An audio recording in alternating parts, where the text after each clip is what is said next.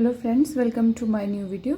आज का हमारा टॉपिक है प्रोकैरियोटिक ट्रांसलेशन के इंट्रोडक्टिव पोर्शन का, जिसमें हम लोग डिस्कस करेंगे कि ट्रांसलेशन में एक्चुअल में कौन कौन से एंजाइम इन्वॉल्व होते हैं, उसमें कौन कौन से पार्ट प्रेजेंट होते हैं।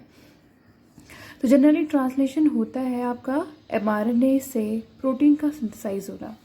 सेंट्रल डोग्मा में आपका डीएनए से DNA, that is replication, and then DNA से mRNA, that is transcription, and then comes to the last part, that is formation of protein from mRNA, that is translation। आपका replication की तरह ही आपका जो translation होता है उसमें mRNA की जो रीडिंग फ्रेमिंग होती है वो भी 5 प्राइम टू 3 एंड होती है। इसमें जो न्यूक्लियोटाइड बेस पेयर्स होते हैं वो 3 के पेयर में रीड होते हैं, यानी कि आप ये कह सकते हैं जो कोडॉन्स होते हैं हमारा जो स्टार्टिंग कोडॉन होता है वो AUG होता है। इसी तरीके से 3 के पेयर्स में आपके जो न्यूक्लियोटाइड सेगमेंट्स होते हैं उनको रीड करके एक अमाइनो एसिड कोड होता है। आपका सबसे पहला अमाइनो एसिड जो हमेशा कोड होगा दैट इज़ मिथ्योनिन, और उसका जो कोडॉन होता है वो है AUG। mRNA के जो एंटी कोडॉन प्रेजेंट रहते हैं वो आपके tRNA के 3' प्राइम एंड पे प्रेजेंट रहते हैं, और हर 20 अमाइनो एसिड के लिए डिफरेंट tRNA डिफरेंट होते हैं। अगर हम बात करें कि कौन कौन से कंपोनेंट्स हैं, तो उसमें सबसे पहले आपका mRNA होता है जो कि कोडॉन प्रोवाइड करेगा, और इस कोडॉन का कॉम्प्लीमेंट्री सेगमेंट जिसको हम एंटी कोडॉन भी बोलते हैं वो आपका tRNA पे प्रेजेंट रहता है। इसके अलावा जो एक एंजाइम है that is amino acyl tRNA synthase, ये करता है जो नॉर्मल tRNA है उसमें डिफरेंट टाइप के अमाइनो एसिड ऐड करता है according to this anti codon region. जैसे मैं अगर आपको डायग्राम दिखाऊं, ये हमारा tRNA का स्ट्रक्चर है। तो जनरली ये वाला जो एंड है यहाँ पे आपके 3 में आपके एंटी कोडॉन्स लगे रहते हैं, तो जो एंटी कोडॉन यहाँ पे लगा होगा उसी के अकॉर्डिंग यहाँ पे जो है आपका अमाइनो एसिड की चेन लगी रहती है, और यहाँ पे जो अमाइनो एसिड ऐड होते हैं bye the help of this amino acyl tRNA synthase enzyme. इसके अलावा जो एक और इम्पॉर्टेंट फीचर है ट्रांसलेशन का दैट इज़ राइबोसोम्स। प्रोकैरियोट्स में ये 70S का होता है और यूकैरियोट्स में 80S टाइप का होता है। एक राइबोसोम्स में एक स्मॉलर पोर्शन होता है और एक लार्जर यूनिट होती है। तो स्मॉलर पोर्शन जो होता है वो डायरेक्टली mRNA को रीड करता है उसके फ्रेम को और उसके साथ अटैच्ड हो जाता है। इस पर जो लार्जर सब यूनिट होती है जनरली इसमें एक एंजाइम प्रेजेंट रहता है दैट इज़ आपका पेप्टाइडाइल ट्रांसफरेज, जो कि आपके 2 अमाइनो एसिड के बीच में पेप्टाइड बॉन्ड फॉर्मेशन करेगा। ये एंजाइम जो है लार्ज यूनिट में प्रेजेंट रहता है।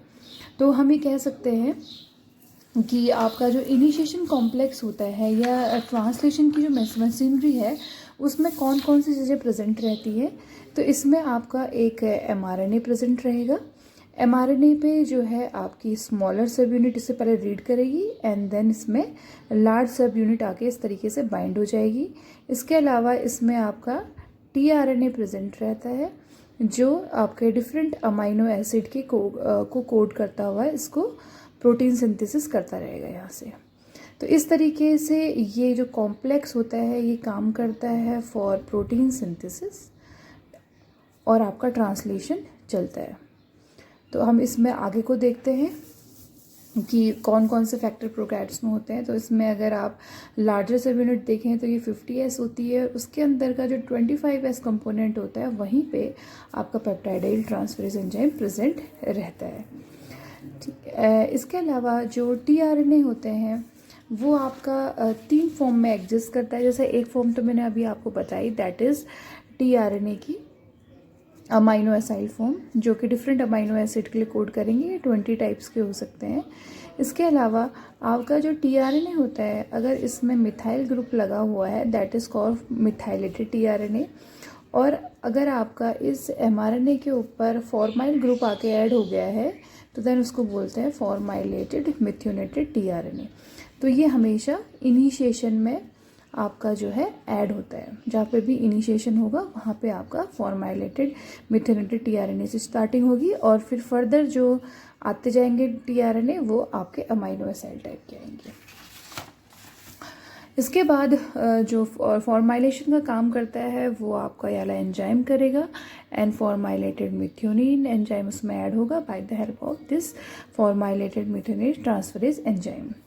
अब अगर हम बाकी तरह के जो हमने अभी तक पढ़े थे, रेप्लिकेशन, ट्रांसक्रिप्शन, ट्रांसलेशन, अपने प्रीवियस वीडियोस में मैंने आपको बताया, उसी तरीके से इसमें भी इनिशिएशन, इलोंगेशन और टर्मिनेशन होगा। तो इनिशिएशन में ये 3 factor 1 2 3 initiation factor first, second, third काम करते हैं। जनरली जो आपकी 3 साइट प्रेजेंट रहती है राइबोसोम्स में, अगर आप देखेंगे राइबोसोम की स्मॉलर सब यूनिट को अगर आप देखेंगे और लार्जर सब यूनिट में भी ये 3 पोर्शन यहाँ पे जनरली प्रेजेंट रहते हैं। One is A, other is P and last one is E.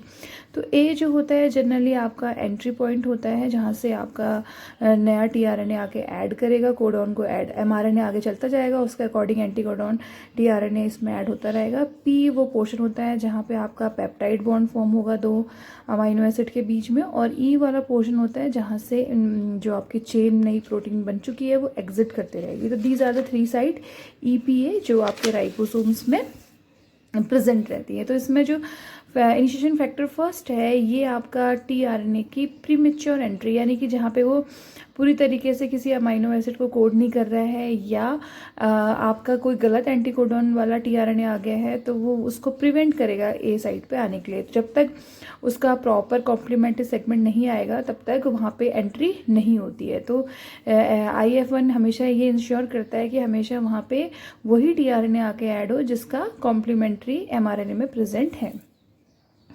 IF2 जो है इसमें इनिशिएशन कॉम्प्लेक्स बनाने में इसको हेल्प करता है और करेक्ट पोजीशंस पे टीआरएनए को ऐड होने में हेल्प करेगा।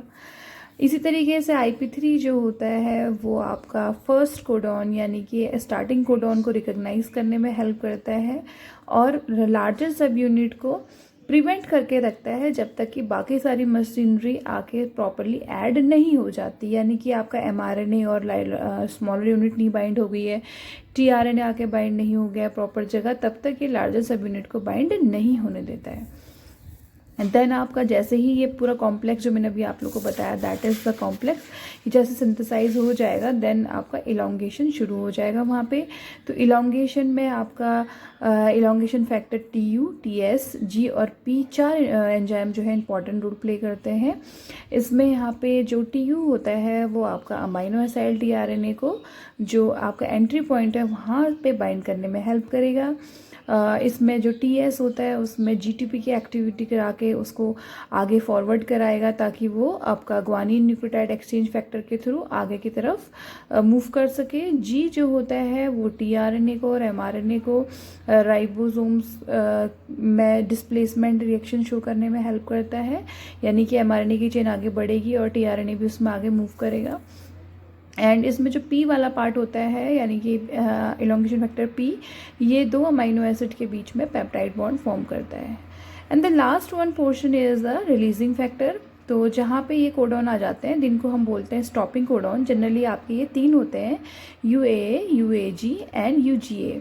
तो इसमें तुम्हारा जो क्लास फर्स्ट रिलीजिंग फैक्टर होता है वो 2 कैटेगरी में बाइंड होता है आपका, releasing factor first, releasing factor second. इसमें रिलीजिंग फैक्टर फर्स्ट UA और UAG को रिकॉग्नाइज करता है और आपका रिलीजिंग फैक्टर सेकंड UA और UGA को करता है, जबकि क्लास सेकंड जो होता है उसमें रिलीजिंग फैक्टर 3 आता है और वो इन दोनों इस क्लास की एक्टिविटी को इन्हांस करने के साथ साथ GTPase एक्टिविटी भी प्रोवाइड कराता है, एनर्जी भी प्रोवाइड करेगा ताकि आपका रिलीजिंग फैक्टर टर्मिनेशन को परफॉर्म कर सके। तो ये कुछ हमारा इंट्रोडक्टिव पोर्शन था जो प्रोकैरियोटिक ट्रांसलेशन से पहले एक ओवरव्यू मैंने दिया है। इससे नेक्स्ट वीडियो में हम लोग देखेंगे कि इनिशिएशन में कौन कौन से फैक्टर काम करते हैं। अगर आपको मेरी वीडियो अच्छी लगी हो तो प्लीज़ इसे लाइक करें, मेरे चैनल को सब्सक्राइब करें। Thank you.